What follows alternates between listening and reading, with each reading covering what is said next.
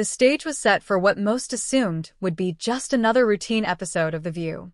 As always, Whoopi Goldberg, the longtime host and dominant force on the panel, was expected to challenge yet another conservative guest.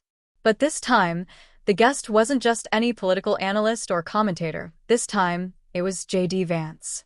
A U.S. senator and the author of Hillbilly Elegy, his book had ignited national conversations about the struggles of working-class America. Even before he stepped onto the stage, his appearance was already causing a stir online. Many speculated, would he be given a fair chance to speak? Or would he, like so many conservative voices before him, be drowned out by the show's progressive panel?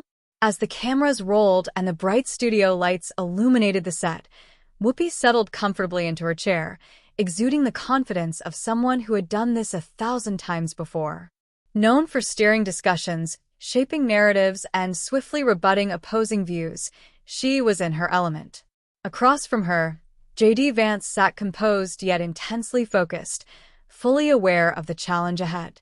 But unlike many conservative guests before him, he wasn't there to seek approval, nor was he playing defense. He was there to make a point. The audience, loyal followers of The View, assumed they knew exactly how this was going to play out. Whoopi, with her sharp wit and direct approach, would press him on his policies, his economic views, and his stance on social issues. The expectation?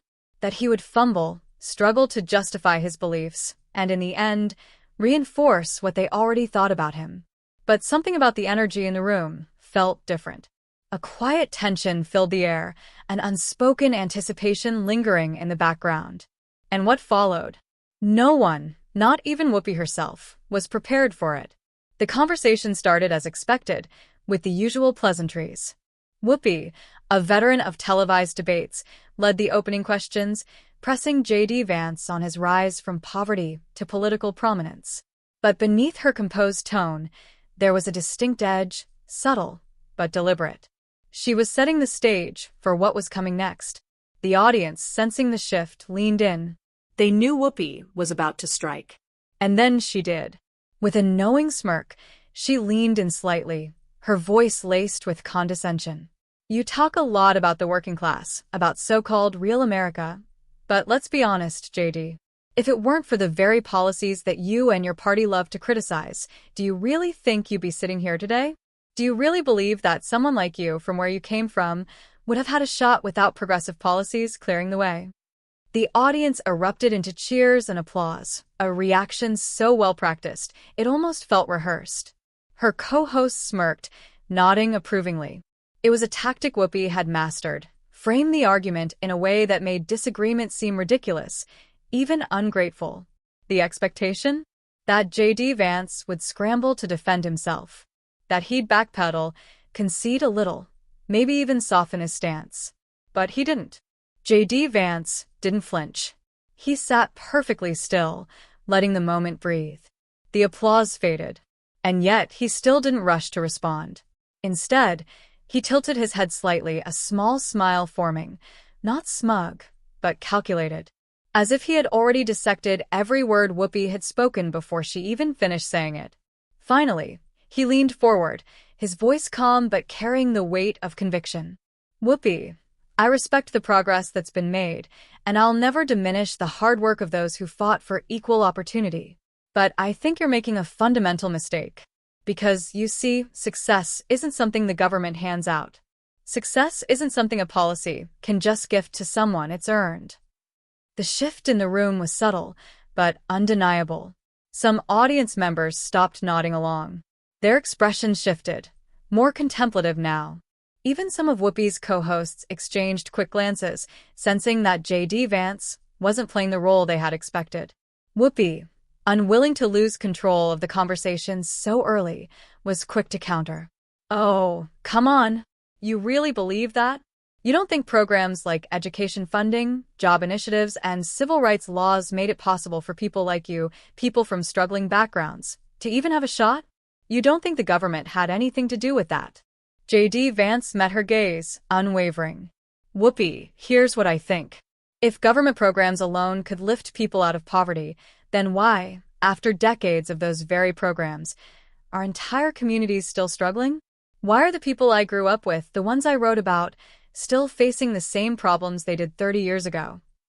This time, the audience reaction was different. No immediate applause. No collective nodding. Just silence. The kind of silence that meant people were thinking. Processing. Whoopi narrowed her eyes, sensing the shift. She needed to regain control.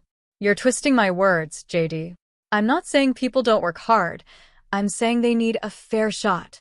And let's be honest, a lot of the policies your party pushes don't exactly help working-class Americans. JD's smile grew slightly. Is that so?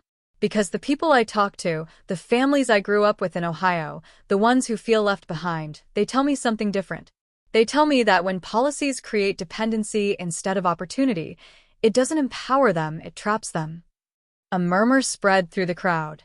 Some exchanged glances, as if they had never quite considered that perspective before. Whoopi, sensing she was losing ground, shifted her strategy. So you're saying struggling people should just pull themselves up by their bootstraps and not rely on any help? That's easy for a U.S. senator to say now, isn't it? A classic move. Frame the opponent as privileged, out of touch. But JD Vance was ready. Whoopi, I was raised by a single mother battling addiction. I grew up in a community where people worked multiple jobs just to get by. I made it out, not because the government handed me success, but because I worked for it. So, no, I'm not saying we shouldn't help people. I'm saying we should be honest about what kind of help actually works. Silence. Whoopi opened her mouth to respond, but for the first time, she hesitated.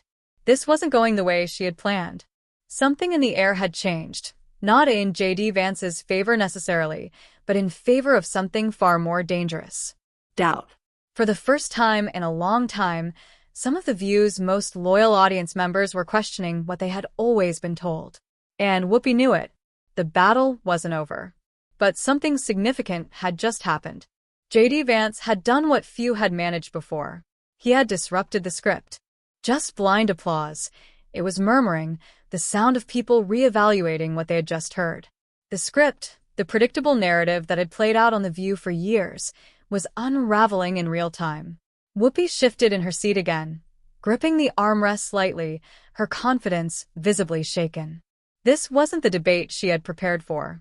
This wasn't the moment where she got to land a final, crushing blow and send the audience home feeling reassured in their beliefs.